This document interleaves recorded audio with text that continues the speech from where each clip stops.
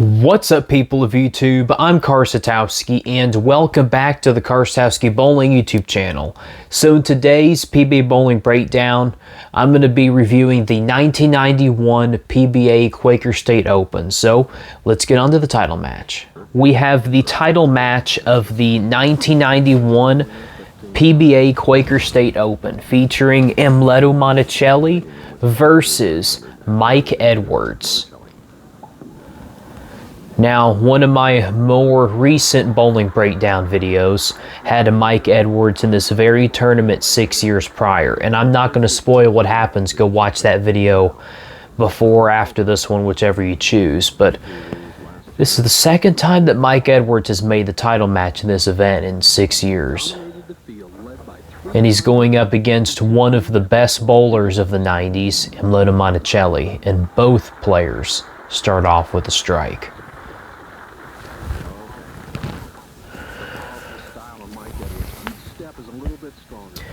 Mike Edwards doesn't have a terribly high backswing, goes just above his hip, but he keeps his hand behind the ball, which is very important for creating motion in your bowling ball.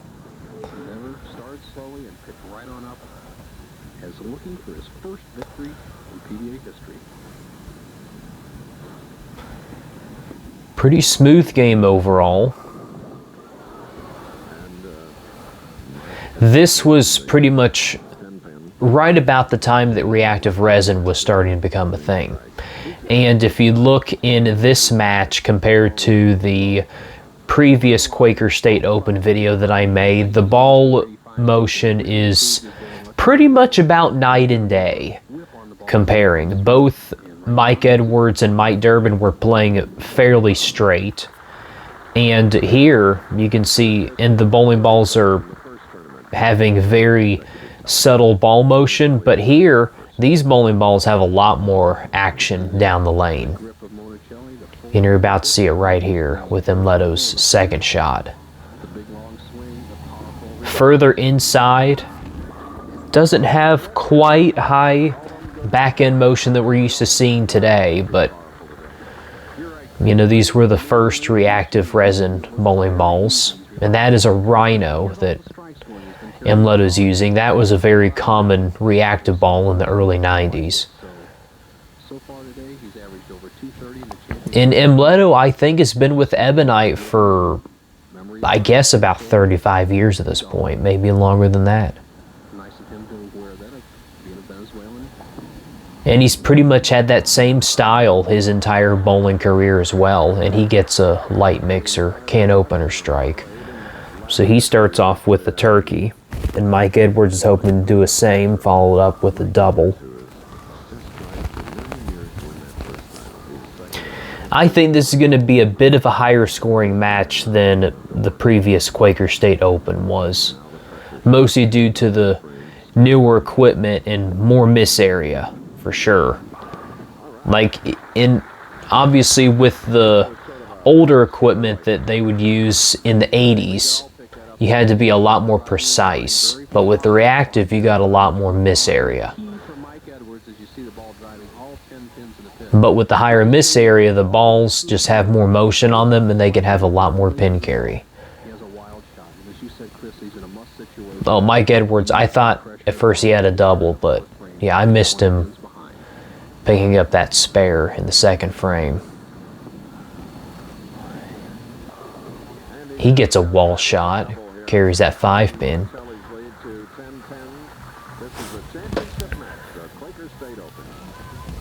$150,000 Quaker State Open. Yeah, Amleto, he holds his ball pretty much right up to his chin. You don't see a ton of players doing that today. And he utilizes a full arm swing. And that is a ham bone to start off the match. There's no four baggers in bowling purists. There's ham bones and so on. I hope it catches on to where people don't say baggers anymore, because see right there, that bag, that rosin bag, that's the only kind of bag that is used in bowling, other than the bags that you hold your bowling balls in, of course. But like, where did the term bagger even come from? Like, that should not be a bowling term. I hate the use of bagging in bowling. You use bags in cornhole, not bowling. And Leto has a nasty break right there. Even if he would have taken out that 6-pin, it still would have been a very difficult spare. I think he just went for count on that shot. If he was going to try to make it, it would have been better to go for the 4-pin because it's the one in front. So that gives Mike Edwards some breathing room here. He can go ahead and get a turkey up in the 5th frame to take the lead. There you go. Gets it out there and just doesn't have enough juice to knock the 10 out. Well, okay. Well, I mean, as long as he stays clean and he doubles and triples where needed, I think he's going to be fine. Strike, 10-pin, 2 strikes, 10-pin. That's the kind of style for 10 frames you win tournaments with. There you go, hard and straight at the 10-pin. 6 years ago, Mike had some problems here keeping him from winning. That's still in his mind. The awkward interviews again. They don't, I think they still did some of that in the 2000s, but it's pretty much been a long gone thing for like the last 15 years. And I'm a little glad they don't do that anymore because it's just real awkward to just like be standing there and talking for 15, 20 seconds in front of a camera. And he leaves another 10-pin. Well, now things get interesting because if Leto just gets another turkey or a ham bone, then he will all of a sudden gain his lead. And even if Mike Edwards stays clean, if Leto pretty much has strikes for the rest of the game, he'll pretty much win this match and this title. So it's important that Mike is picking up all of his spares, but he's going to need to find some strikes here pretty soon. Because if Leto starts striking again and doesn't make a mistake of leaving another split, then this could be his match to lose.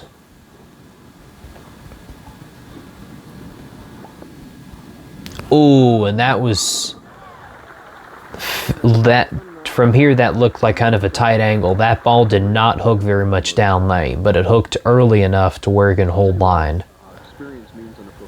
A lot of beginner players think that you need to have like a hockey stick motion where it has a violent reaction down lane, but what you want is more like a circular motion. It hooks throughout the lane so that your ball could finish in the pocket more clean. And that was a good example of one right there. And that's another good example of a more rounded shot. It's more like an oval shape if you were to draw the ball motion on lane. And that is a double for Leto after that open frame. So now Mike Edwards is in a situation to where he pretty much needs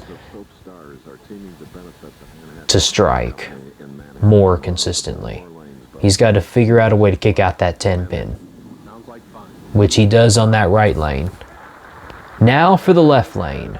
I think for Mike Edwards, with him not quite having as much hand on the ball to get it to react heavier into the pocket, going straighter is going to be the key for him. Players who are trying to cover a lot of boards who don't have that high of rev rate, a lot of times can struggle with carrying the corner pins when their bowling balls don't hit the pocket flush. Yeah, that's a good example of that right there. And again, that's some pretty relatively big hooking for that day. And it was still just enough hook to where the ball just couldn't get back to the pocket. High flush. That's why he left another flat 10 on that left lane. And all Leto really needs to do now is get 2 more strikes, and he's pretty much going to win this game. even with that open frame, if everything else is strikes and your opponent has 4 spares and 8 frames, and that open frame doesn't really cost you all that much. Oh. Vicious ring 10 pin. It looked like he put a little bit of loft on that shot too.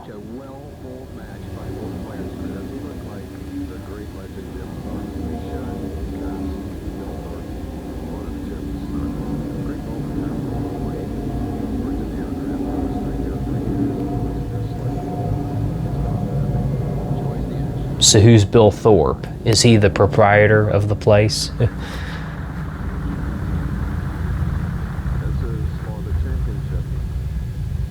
I don't know if you guys can hear that. I think the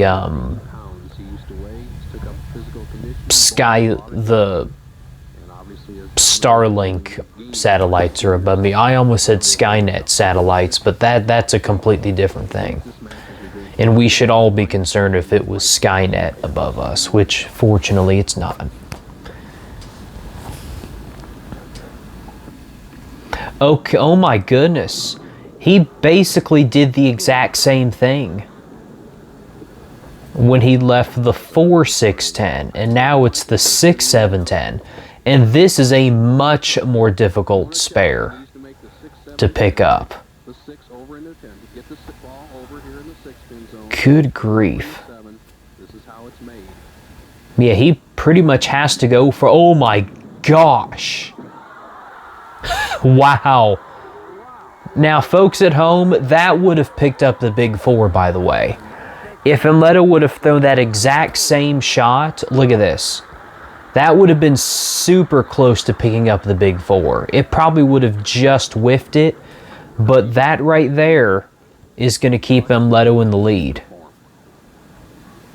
And really, you don't see that converted too often on TV. You really don't.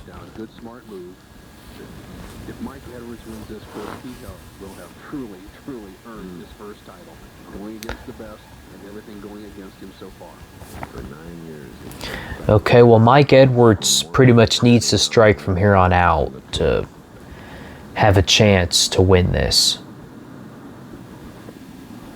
Okay, yeah, definitely going a little bit straighter on that right lane is going to be key. And I think he's going to need to pretty much do the same thing on that left lane. He's left 2 ring 10s. Actually, I think he's left 2 flat 10s on that left lane. So he's going to need to move his feet a little bit right and just keep his angles a little bit tighter, but keep his ball speed up to where the ball doesn't overhook.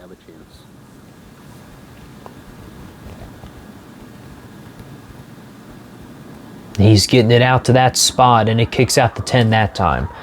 Yeah, he got it to that spot a little bit earlier, and you can see it start to want to hook, and then it hooks just right enough into the pocket. So he's going to need to do that again. But maybe a little more convincing on the next shot, because that shot could have left a 10 pin again. It very easily could have left another 10 pin if it didn't have as much drive into the pocket. And there you go. Oh my goodness. Now that one was probably a bit fast. I'm sure he got a little anxious on that shot and threw it a little bit fast. And it just blew right through the break point. But when you're playing at that kind of angle, if you just throw it too fast, it's going to hydroplane and leave something like the double wood. And if you don't throw it fast enough, it's going to overhook and leave something like Imleto's left 2 open frames. Well, 2 splits on that left lane. So that can be pretty tricky. And now Imleto doesn't need as much in the 10th frame. He'll still need a mark, though. Similar situation as what Mike Edwards needed the last time he was in this position. And now it's Imleto who needs a mark. And can Imleto Monticelli pick up the 10 pin after converting the 6-7-10 split on the 9th frame? He needs to convert this 10 pin to win the Quaker State Open. And he converts it nicely. Now just keep it on the lane and get 7 pins. And he'll claim victory. The last 2 years, Player of the Year, and there is Mike. Remember I pointed out Emleto had 6 second-place finishes before he won his first professional title in the Japan Cup. Oh, there you go. Great shot. And there it is, Emleto Monicelli comes on to win his All right, this shot right here is what saved him in this match. If everything else played out the same except for missing that split, then Emleto would not have won this title. Wow. All right, well, that was a very impressive title match. We haven't seen too many split conversions in a lot of these lately, so there you go. That is the title match of the 1991 Quaker State Open. And if you all want to see any more of these classic bowling breakdowns, then be sure to hit that subscribe button so you'll never miss any more videos. I'm Karsatowski. Keep watching my content and I'll see you in that next video. See ya.